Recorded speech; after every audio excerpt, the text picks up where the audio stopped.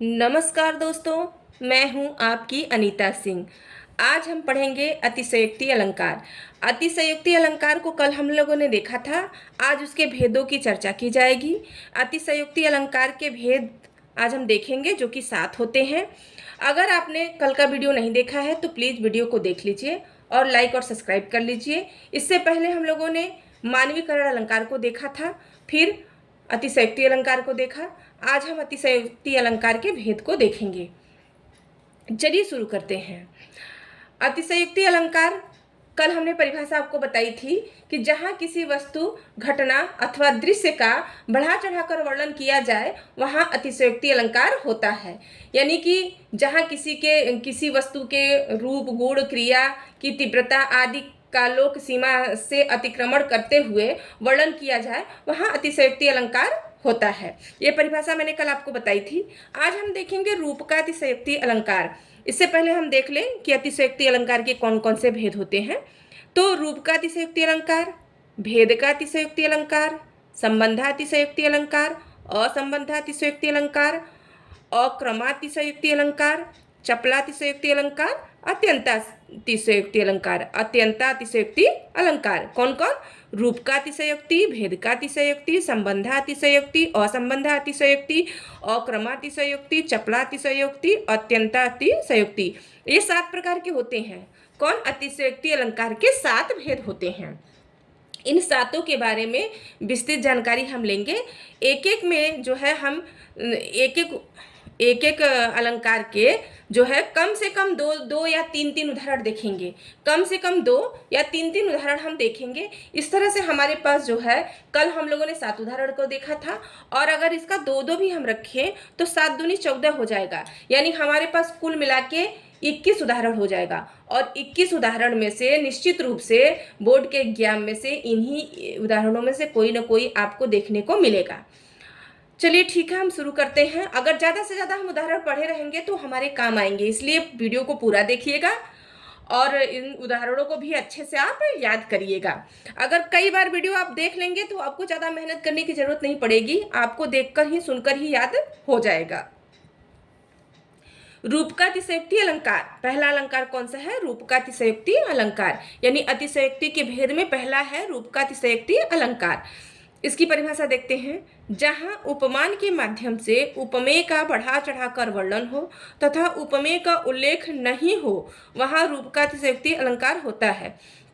देखिए, उपमान के माध्यम से उपमेय का बढ़ा चढ़ाकर वर्णन, पहले ही हमने बताया है कि जिसमें जो है जहाँ किसी वस्तु या घटना का, दृश्य का बढ़ा चढ़ाकर वर्णन किया जाए वहाँ अतिशयोक्ति अलंकार होता है।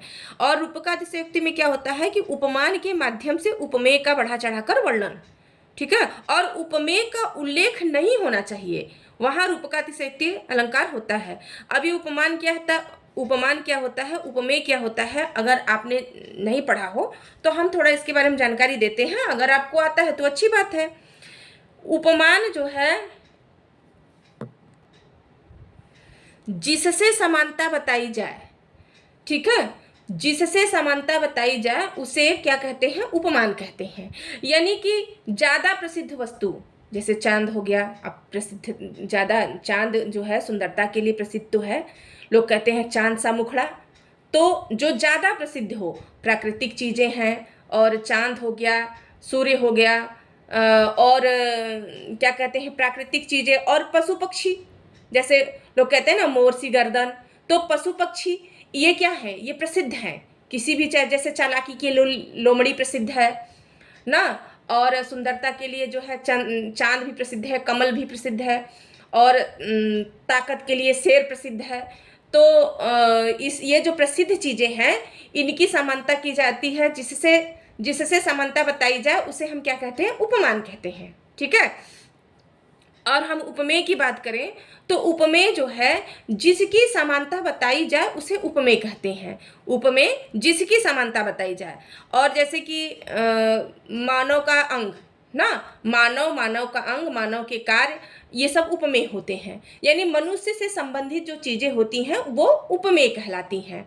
जैसे हम सुंदरता के ही उपमा दें तो चांद से, अब किसी नायिका की सुंदरता की उपमा दें, चांद सी सुंदर, तो चांद सी सुंदर कौन? नायिका, स्त्री। तो चांद क्या हो जाएगा, चांद हो जाएगा उपमान और वह स्त्री हो जाएगी उपमेय। जैसे कहते हैं नागिन सी चोटी, तो चोटी क्या है, चोटी जो है वो मनुष्य से संबंधित है, किसी औरत स्त्री की चोटी होती है, तो चोटी क्या हो जाएगी, उपमेय हो जाएगी, और उपमान क्या हो जाएगा, नागिन, नागिन सी चोटी।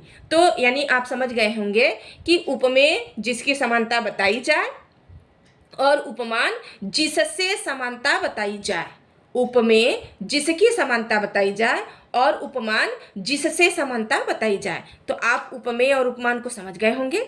चलिए हम जो है, तो यहाँ पे दिया क्या है कि जहाँ उपमान के माध्यम से उपमेय का बढ़ा चढ़ा कर, यानी कि प्राकृतिक चीज़ों के माध्यम से, जैसे सूर्य हो गया, चांद हो गया, तो प्राकृतिक चीज़ों के माध्यम से जो है उपमेय यानी मनुष्य द्वारा निर्मित या मनुष्य अमानव अंग या मनुष्य से संबंधित चीज़ों का बढ़ा चढ़ाकर वर्णन हो, और उपमेय मनुष्य से संबंधित चीज़ों का उल्लेख नहीं हो, वहाँ रूप का अतिशयोक्ति अलंकार होता है।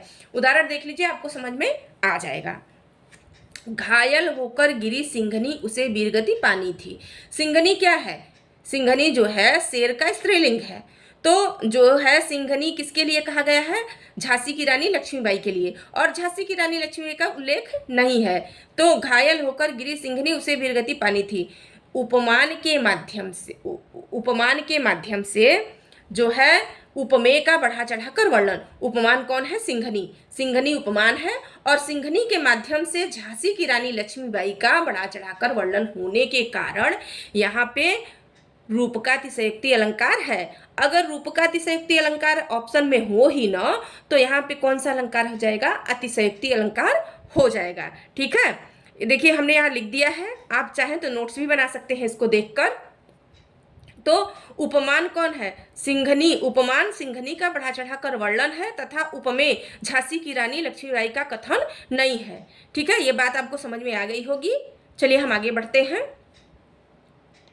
एक दिन सूरज निकला सहसा, पर आसमान से नहीं धरती से। यहाँ पे जो है परमाणु बम का उल्लेख किया गया, परमाणु बम के बारे में बताया गया है, पर उसका उल्लेख नहीं किया गया है। यानी सूरज, सूरज क्या, उपमान।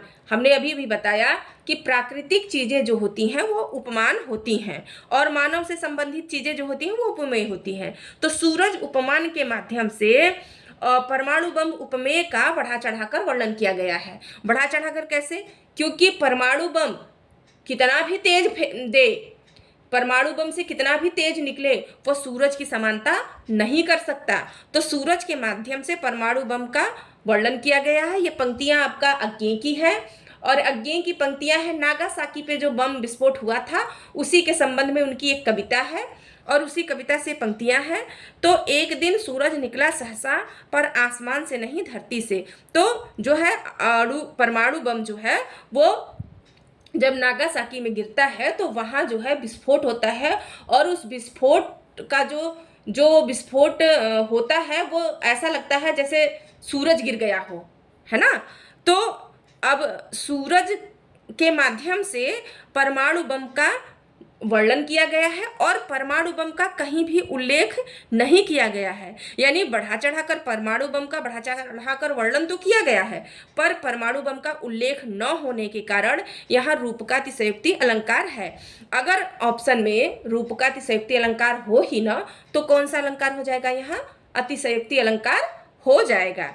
आज के लिए बस इतना ही। जय हिंद।